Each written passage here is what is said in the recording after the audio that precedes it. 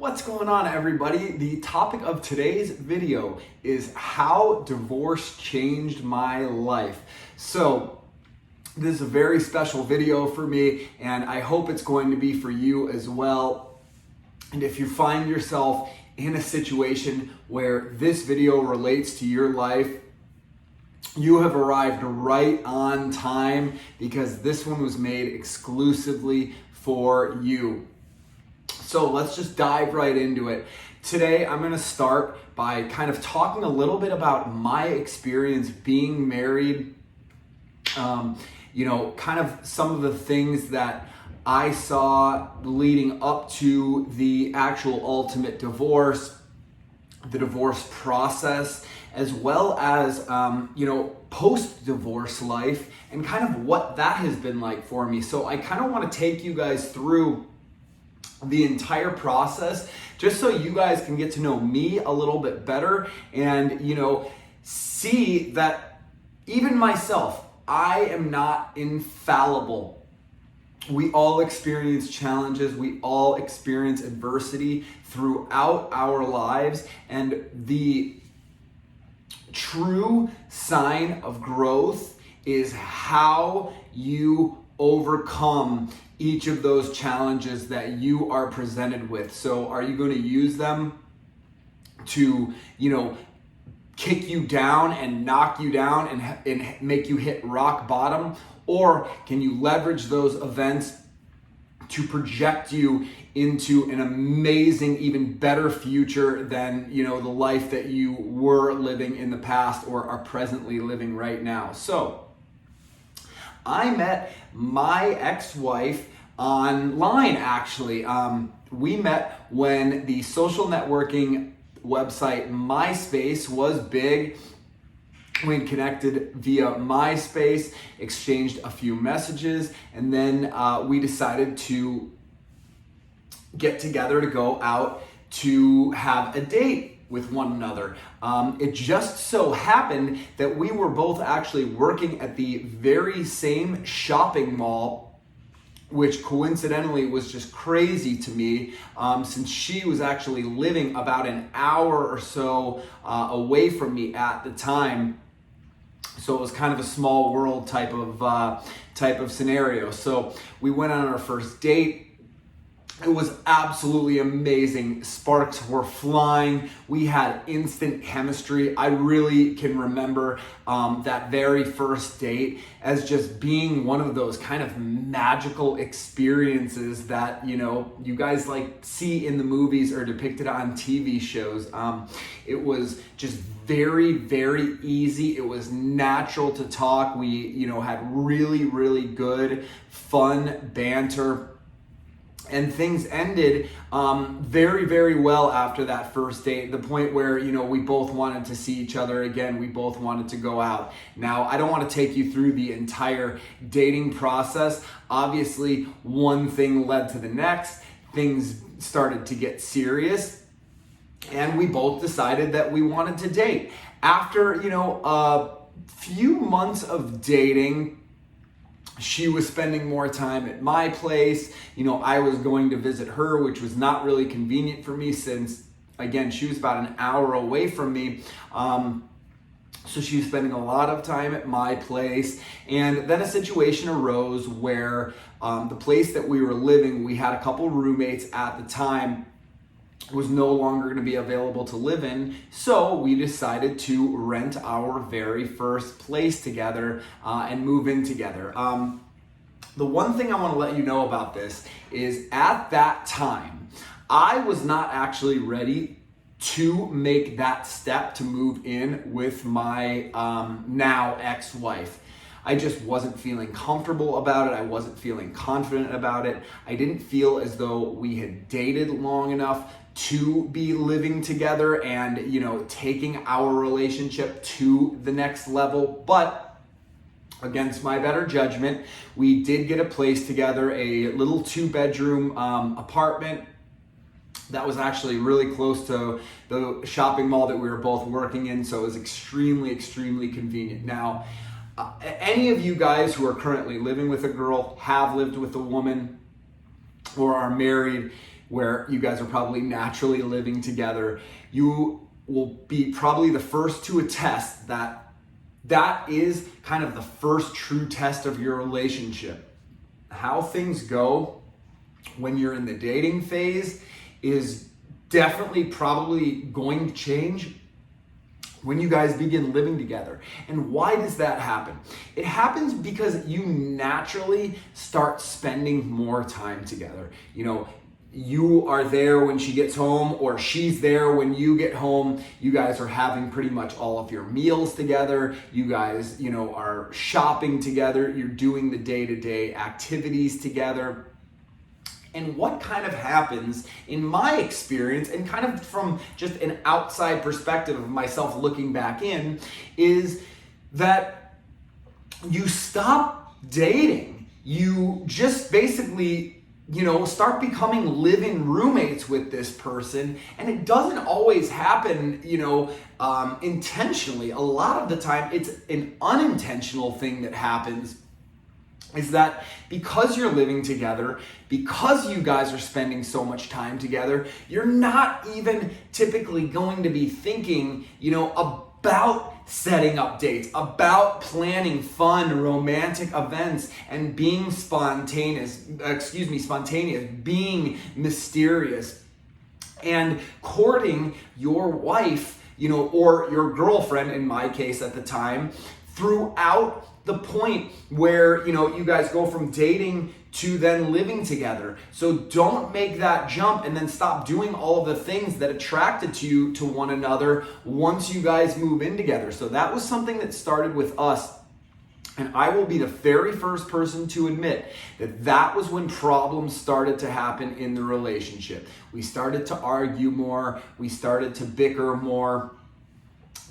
Things like intimacy just started dropping off, you know, so it went from like real hot and heavy at the beginning of the relationship to just kind of less and less and less. Literally, and that happened throughout the entire relationship, turned marriage, to the point where, and I'm not even ashamed to admit it anymore, but we were maybe having sex once a month, you guys. So 12 times a year, we were being intimate. That's on a good year. And you know, some of you guys out there might be laughing. I can look back and kind of like laugh at myself now in retrospect of all of this. Is like, that marriage was dead. If you couldn't see that that marriage was dead, you were just blinding yourself to the fact that it's dead. Because if there's no intimacy in your relationship, you guys can't express love through physical connection,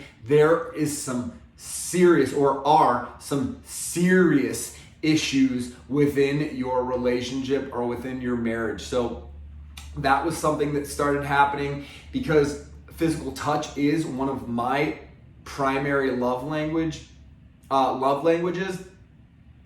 I did bring it up to her multiple occasions, you know, letting her know that, hey, this is what I need. Things didn't change. And you know what, you guys, rather than set my boundaries and say, this is a non-negotiable for me, either, you know, we're going to be intimate on a regular basis, or this relationship is just not working, it just kept progressing forward and forward and forward.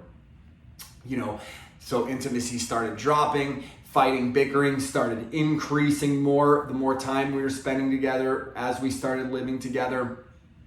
And eventually things kind of reached a breaking point where we both were fighting so much that we just decided to take a break from one another. Now, that time apart was extremely difficult. I mean, it was pretty much like a breakup. I was completely devastated that we weren't together. You know, she just was immediately out going on dates again, living her life. And meanwhile, I, you know, hadn't moved on. I couldn't move on. You know, we had already spent up until that point about 4 years together, and it was very difficult for me to move on. After maybe, you know, a month or two had passed, we had reconnected, and we were still, communicating through that period, but just not quite as often. And we decided to just get together to chat and catch up with things. After that discussion, we both decided that, we wanted to be together. We wanted to make it work. And so we did. We started dating again, and picked up the relationship. But things weren't progressing at the speed that she wanted them to. She really wanted to know that I was serious. She really wanted me to make that commitment through marriage. And that was just not something that I was ready to do. So after about another year of dating, so this is basically 4 years, and then, getting back together for a bit, and she wanted this marriage. And eventually it came to a point where she did give me an ultimatum. She basically said, hey, Ari, here's the deal.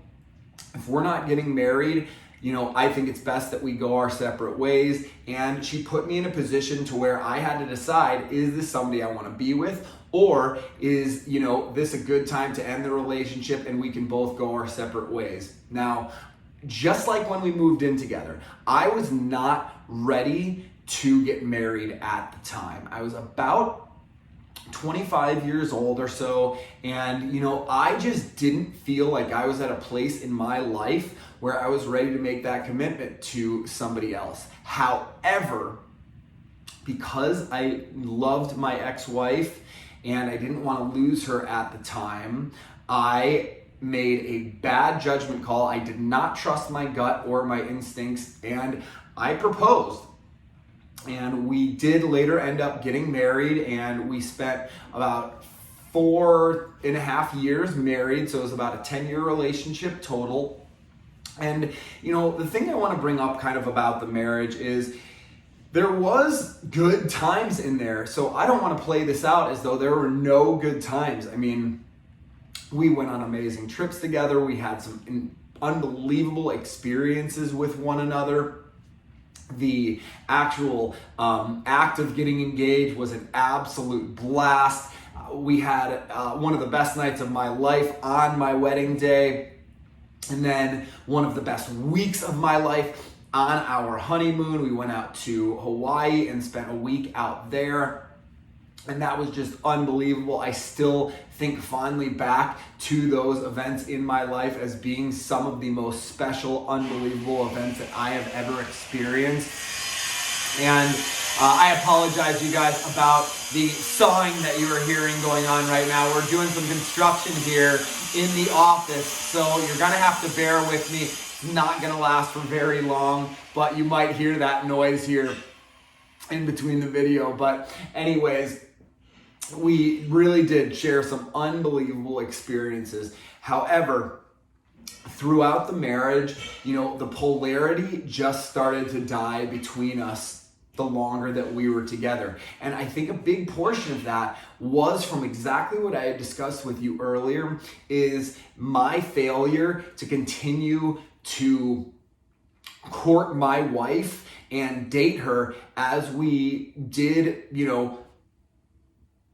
throughout our entire dating period when we were getting together. So that was a big mistake on my behalf. And I think what I felt lacking from her was just a lack of support. I was performing music at the time. She'd kind of stopped coming to my shows. I had started a business at the time. She wasn't ultra supportive. Not that she wasn't supportive of the business, but like your girl or your wife, she should be your biggest fan. She should be your absolute, in the corner of the ring when you've got beaten up and you've had a bad day, to soothe your wounds. And she really should be one of the biggest, if not your biggest, supporter in your life. So I didn't feel a whole heck of a lot of support with that. She was just working a regular, entry-level job at a hospital, and she was studying to become a respiratory therapist in in a hospital.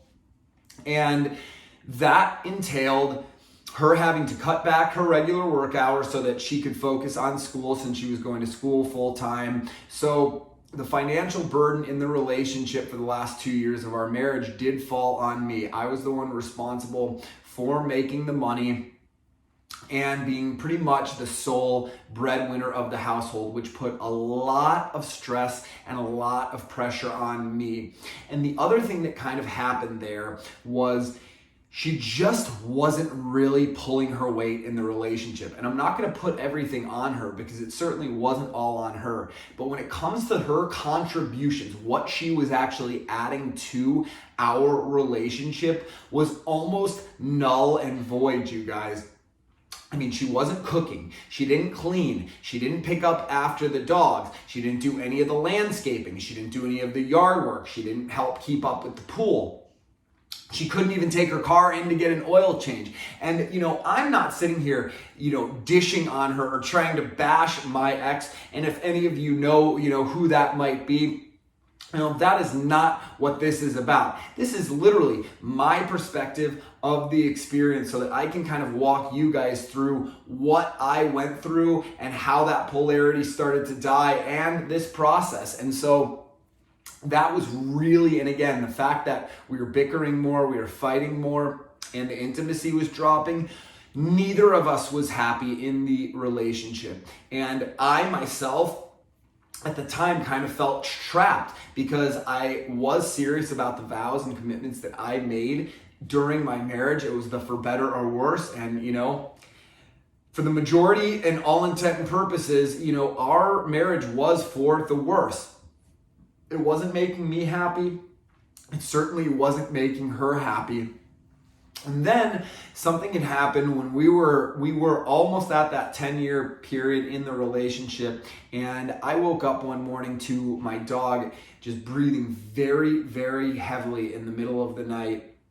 And I stayed up with him for a couple hours, and I had later fallen asleep for a few more hours. It was the middle of the night, probably about 3 o'clock in the morning. And then at about 6 in the morning, he was really, really struggling. So I rushed him over to an emergency vet where he actually later passed away, briefly after getting there. That was my very first dog. I'd had him for about 10 years, even prior to meeting my ex-wife. And that actual moment itself kind of sent me into a depression. I was devastated by that loss. It was something I wasn't prepared for, and I certainly was not ready to handle at the time. And that was an extremely difficult, sad, and emotional period for me. And being that our relationship was not that great, I wasn't getting the support and the love and nurturing from my wife.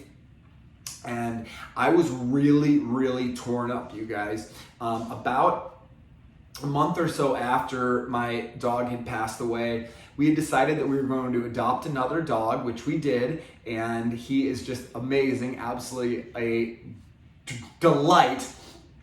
But on the second or third day of having him, I had to go out and do a little bit of work one day. So I asked my wife at the time to watch our puppy. I got home and the house was just destroyed. He had gotten into things he wasn't supposed to get into. He was chewing on things and tore apart a bunch of things that he wasn't supposed to. There were pee stains, so he had had accidents in the house that were not cleaned up. And when I brought it up with my ex, she absolutely flipped out on me, and it turned into a big argument. She's telling me, I don't have time for this to take care of a puppy. I'm in school, I'm working part-time, I can't do this. And it led to a blowout fight. If you're in a relationship or you're married, I'm sure you may have had 1 or 2 blowout fights before. This was one of those fights. She had then left to, I didn't know where she had went, but she ended up packing a bag and going to her parents' house. And, when I had asked her, how long she had planned on staying, she said she didn't know. And she had no intentions of coming home at the time. She wanted to focus on school and she didn't want to have any distractions. So when I was asking and proposed multiple times for her to come home, talk, let's go talk to somebody, she was adamantly against that. Now, I had later found out in this period just through a random chain of events that I was hanging out over at my brother's house one time, and one of our mutual friends came up and said, hey, you know, I was on this dating app. He'd actually just gotten a divorce with his wife, and he said, I was on this dating app and I saw this girl and you were in the picture. And I was like, oh my gosh, what are you talking about? I'm in the picture. So sure enough, she was on a dating app at the time. And this is literally like after we were just on a break. I mean, there was no like, she didn't leave me or anything like that. But that was just devastating. When I had brought it up to her, she had brought up all of this. Oh, somebody hacked into my account. They signed up for this, yada, yada, whatever. Whether that's true or whether it's not is kind of irrelevant. About a week or so later, I did finally convince her to meet up. We did meet up one final time, talked about things. I could tell that she was just checked out, and you know, it sounded like she was just ready to give up on the relationship, even though I wasn't. And I would say about a week or so later, I got a knock on my door and I was handed documents to serve me. Now, that was a little bit of a rough blow, you guys. I mean, you know, had we come to the agreement that we were going to get a divorce, that would have been one thing. But this was something that, you know, and mind you, I probably should have been expecting it. I wasn't really expecting, I wasn't really ready for. And being that I was still kind of struggling from the loss of my dog, and then this happened, it just sent me into an absolute deep, dark depression, you know, that was already bad from the passing of my dog. Now, this is where the story gets a little bit crazy, but we had tried to negotiate a settlement prior to this going to, you know, mitigation or prior to going to court, and it was for a very, very, what I would say now is a small dollar amount. I was trying to, you know, because I had so much money invested in my business, and I was the sole provider of the house at the time, you know, and she wasn't really contributing. I was trying to limit my losses, you know, entirely. I felt that, you know, it should only be fair that we both come with what we came with and we leave with what we left with. Obviously, you guys know that is not how the legal system works. So I had declined her initial offer to settle outside of court for a very small sum of money. Looking back in retrospect, I ended up paying about close to 10 times that amount now, which seems just infinitesimally small and juvenile to even bicker over. But that is neither here nor there. The bottom line is we couldn't come to an agreement, and then we spent the next 2 years going back and forth between our lawyers in mitigation multiple times, and then finally in the courtroom, where after 2 years she was awarded basically my entire business and all of my savings from my time when I was working in the telecommunications industry, and just completely cleared me out. And that was financially devastating. But this is where the story gets good. That forced me to hit rock bottom, you guys. That was the hardest period of my life by far. There is nothing even close that scrapes the surface of how difficult that experience was for me. And after I began starting to focus every single day on the things that I could change and improve my life, slowly over time, my life started to improve. So I had packed on some weight during my marriage. I was focused on getting all of that extra weight off. I was so focused on this divorce process that I put my business on the back burner. So I started focusing more time on my business. My mental health was obviously in shambles. So I took control of my mental health. I got put on antidepressants. I started going to therapy, later then got off antidepressants. and started incorporating meditation and just supplements into my lifestyle. All of the food that I was eating began to change. I started consuming just higher quality, organic, alkaline-based foods. I started doing green juicing, which is absolutely changed my physiology and the way that I feel throughout the day. That was one of the best experiences of my life, is learning about green juicing and finding out how our internal pH works and our bodies are constantly regulating to stay in balance. So that was unbelievable. And then, I got back into pursuing music. I wrote an entire album that consisted of about 30 demo songs before I came out with the Ultimate 12 for that album. I wrote a book. I started this life coaching business. I started another business, and life just started to get better. I had lost so many friendships along the way throughout my marriage. All of those relationships, some of them came back, and then in a lot of them, I just made new friends. My social life now, compared to what it used to be, is there's more people and more things to do that there's not enough time in the day, if I wanted to try and get all of those things done. So having closer relationships with my friends, also establishing closer bonds and connections with my family, that was an absolute game changer for me.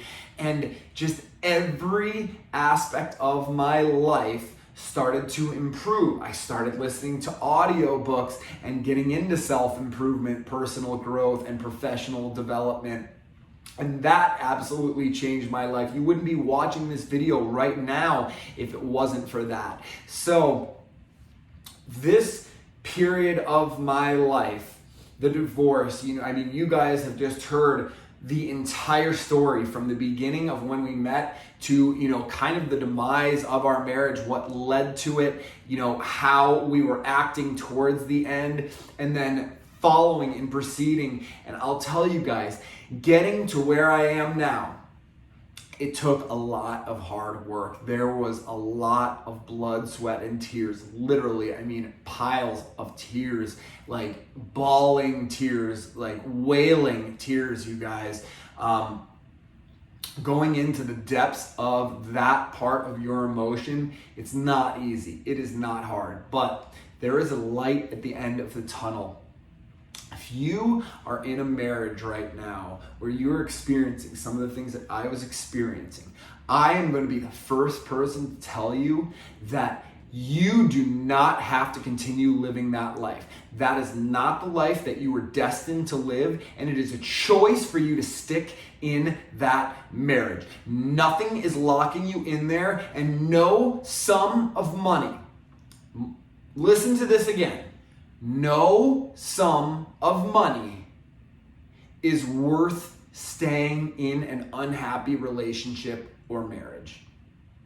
That means that right now in my life, if I was in a marriage or a relationship that was a bad relationship, and it meant the only way that I could get out of that relationship was giving up everything that I have and starting from the ground up again, I would do it every single time, you guys. You can always go out and acquire more money. You can always go out and buy or accumulate more, material wealth. Things come and go in life, but your happiness is gotta be at the forefront of your priorities, ensuring that you are living a positive, loving, and fulfilling life, surrounding yourself with people who support and love you is the ultimate goal. If you're not doing it, you have to take control of your life. Do not let your fears or, a fear of what's going to happen after a relationship ends stop you from ending a bad relationship. You know if you're in a bad relationship. I don't have to sit here and tell you what a bad relationship looks like. You know because you're in one and you feel it and you experience it every day. That feeling in the pit of your stomach telling you you're doing something wrong or you need to get out, it's trying trying to help you. It is absolutely trying to guide you to the right direction. So you have to listen to the internal dialogue that is happening within. So this has been my experience with the divorce process, and that's how it changed my life, you guys. I would not be the person I am today had that divorce not happened. I would not be nearly as happy, not be nearly as fulfilled and excited to wake up each and every day had that experience not happened. And I'm telling you guys that there is a light at the end of the tunnel. If you feel trapped in your relationship or marriage, I am the first to tell you, you don't have to stay that way. You don't have to live like that forever. And that is not your ultimate destiny. So what I'm curious about with you guys is, how are your relationships? Are you in a really good, healthy, happy relationship right now? Or is your relationship on the rocks? Or have you been having some problems with your partner or with your spouse? Let me know in the comments below, and then let me know what you plan to do about it, because that's what we are talking about today is actions. What actions are you going to take to better your life? Because doing nothing is going to change. That I can absolutely assure you. So with that being said, if you are experiencing some difficulties or challenges in your relationship or your marriage, I would love to hear from you and help you work through those problems. And you can do that by reaching out to me over at my website at thebalancealpha.com, signing up for whatever coaching session works best for you. But until then, take care of yourself, stay balanced, and I will see you guys soon.